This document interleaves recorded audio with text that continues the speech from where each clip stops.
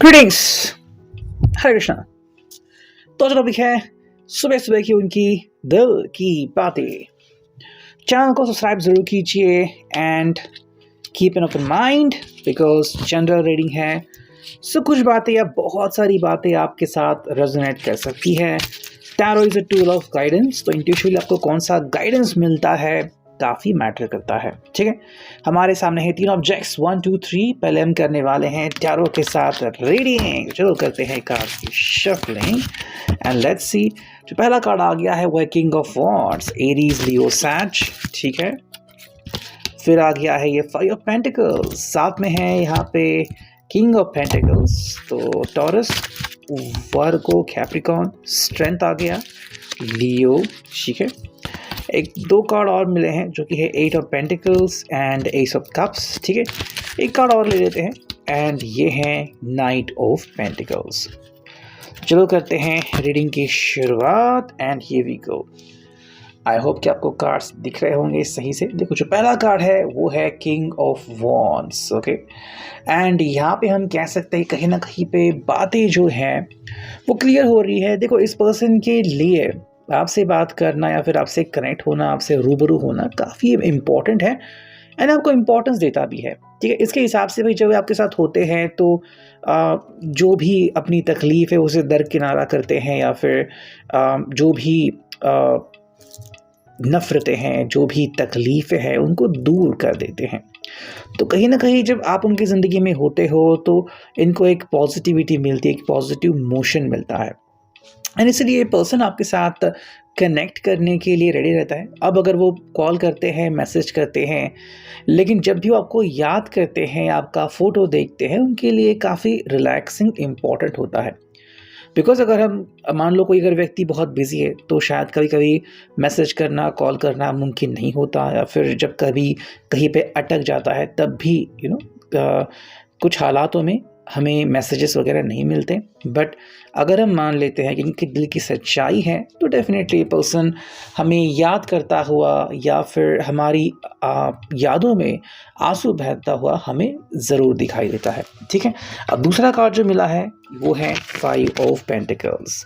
तो देखो, इसके हिसाब से अगर अभी इस मोमेंट को लिया हमने तो अगर मान लो इससे कोई चूक हो गई है या फिर ये आपसे कनेक्ट नहीं कर पा रहा है, किसी कारण से अगर आपसे दूर हो गया है, खुद ही ने अगर खुद के पैर पे कुल्हाड़ी मार दी है तो उसकी वजह से पर्सन कहीं ना कहीं तकलीफ़ में है, ऐसा हम कह सकते हैं। दूसरी जो अंडरस्टैंडिंग यहाँ से निकलती है वो ये है कि आपने इनका तब भी साथ दिया था जब बाकी लोगों ने, बाकी दुनिया ने साथ छोड़ा था, तो आप उनके लिए बहुत ज़्यादा मैटर करते हो। तो या तो फिलहाल ये आपसे काफ़ी दूर हैं, अकेले हैं इसलिए रो रहे हैं, या फिर आपने इनका हमेशा सपोर्ट किया है ये मान के काफ़ी मतलब कहते हैं ना समाधानी है। ठीक है, सेटिस्फाइड है। अब सेटिस्फाइड होने का मतलब बहुत खुश ऐसा नहीं होता, बट जो है उसमें आप समाधान मान रहे हो, मतलब कि रिलैक्स्ड हो, सेटिस्फाइड हो, वो चीज़ हम यहाँ पे क्लियरली देख सकते हैं। अब देखो, जो नेक्स्ट कार्ड यहाँ पे आ गया है वो है किंग ऑफ पेंटिकल्स। तो पहला भी किंग था, थर्ड कार्ड भी किंग है, बट यहाँ पे बात आती है ग्राउंडिंग एनर्जी की।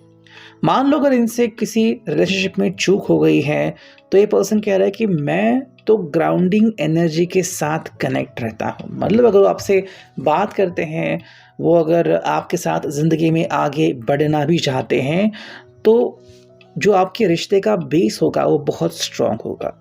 उनके हिसाब से प्यार जो है वो दिल से होना चाहिए और यही वो जानना चाहते हैं, can they trust you. Similarly सवाल ये भी आता है, कैन यू ट्रस्ट देम, क्या आप भी इनके ऊपर विश्वास कर सकते हो।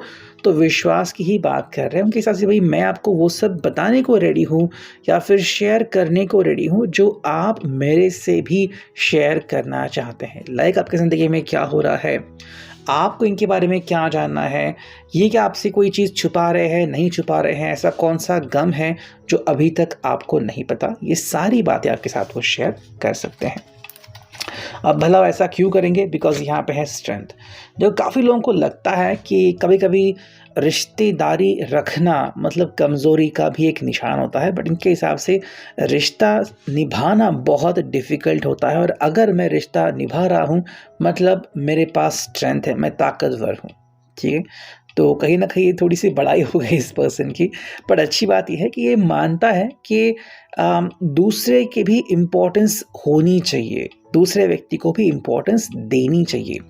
तो रिस्पेक्ट है यहाँ पे, प्यार है यहाँ पे, जज़्बात है यहाँ पे, वो सारी बातें हमें यहाँ पे इस कार्ड के थ्रू इस रिलेशनशिप में विज़िबल होती हैं। नेक्स्ट कार्ड मिला है वो है 8 ऑफ पेंटिकल्स। देखो ये पर्सन ना बहुत क्लियर रहता है। अगर आपसे बात करता है तो कंप्लीटली अपना माइंड क्लियर करके ही बात करेगा, तो आपके मन में कोई डाउट ना हो। और अगर आपके मन में कोई पहले से डाउट है तो इनको पूछ लीजिए, ये जवाब देने को बिल्कुल उत्सुक और रेडी मिलेंगे। लेकिन हाँ, इनका समय के अनुसार चलना होता है। अगर उन्होंने आपको कुछ समय दिया है तो वहीं तक वो आपसे बात करेंगे या फिर कैजुअली बात करेंगे। जैसे ही वो वक्त ख़त्म होता है, उनकी दूसरी लाइफ शुरू होती है, जहाँ पे फ्रेंड्स हैं, जहाँ पे इनका जॉब है, जहाँ पे कलीग है, तो वहाँ पे आप इंटरफियर नहीं कर सकते। नेक्स्ट कार्ड मिला है वो है एस ऑफ कप्स। देखो इनसे हम मिठास की ही उम्मीद कर सकते हैं कि अगर वो बातें कर रहे हैं, मिठास से भरी बातें होंगी, अच्छी प्यारी बातें होंगी, और वही हम यहाँ पे इनसे एक्सपेक्ट कर रहे हैं। हालांकि जो लास्ट कार्ड हमें मिला है वो है नाइट ऑफ पेंटिकल्स। देखो उनका कहना है कि अगर मैंने एक बार मन बना लिया तो मुझे कोई रोक नहीं सकता, और इसलिए वो आपसे भी जानना चाहते हैं कि आप उनसे मिलने के लिए कितने उत्सुक हैं। अब अगर हम बात करते हैं यहाँ पे इस ओरेकल की, सो लेट्स सी हमें क्या रीडिंग मिलती है। पहला कार्ड है रिन्यूड पर्पस। ठीक है, मतलब कि भाई कहीं ना कहीं ये मानना चाहते हैं कि आप और इनका जो मकसद है वो क्या है। अगर आप दोनों मिलते हैं तो क्या आप दोनों को कोई लाभ होगा, कोई फ़ायदा होगा। सेकेंडली, अगर वो आपके पास आपके करीब आ रहे हैं अपनी दिल की असलियत लेके, क्या आप वो असलियत जानने को रेडी हो, और क्या आप इनको एक नया मौका देने को रेडी हो अगर उन्होंने पहला मौका गवा दिया है। नेक्स्ट कार्ड है सेल्फ लव। तो ये पर्सन कहीं ना कहीं ये सीख गया है कि इसमें परिवर्तन कैसे आनी चाहिए। कुछ लोग होते हैं जो सबसे नफरत करते हैं बिकॉज वो पहली बात खुद से ही नफरत करते हैं। ये पर्सन अब इस हैबिट को छोड़ के सेल्फ लव में चला गया है। मतलब मेरी भी कुछ अनुभूतियाँ हैं, मेरी भी कुछ वैल्यू है, मैं भी कौन हूँ, मुझे खुद को पहले रिस्पेक्ट करना होगा ताकि मैं दूसरों को रिस्पेक्ट करूँ। वो बात यहाँ पे हमें क्लियरली दिखती है। एक और कार्ड हम लेते हैं यहाँ पे, और ये है inner euphoria, find Joy and euphoria. तो देखो भाई ये आपके साथ कनेक्ट तो करना चाहता है और खुश रहना चाहता है। सो ये बात हमें यहाँ पे पहली बात तो क्लियरली दिखाई दे रही है। ठीक है, अब अगर हम बात करते हैं आप यहाँ पे कृष्ण कॉन्शियसनेस ओरेकल की, लेट्स सी हमें क्या रीडिंग मिलती है। देखो पहला जो कार्ड मिला है वो है let go of false ego. तो ये बात यहाँ पे हमें काफ़ी क्लियर हो रही है। देखो ये पर्सन कह रहा है कि मुझे ईगो से बाहर निकलना है।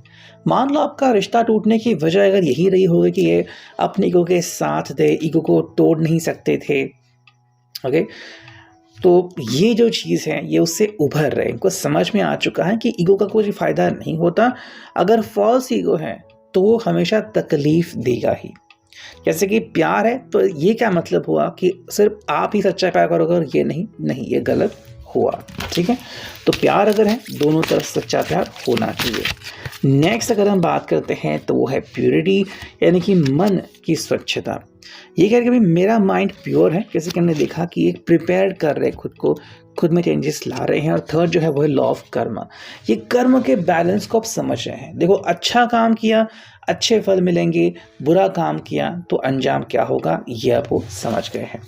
सो ये था अभी का रीडिंग, मिलते हैं नेक्स्ट रीडिंग में। Till then take care.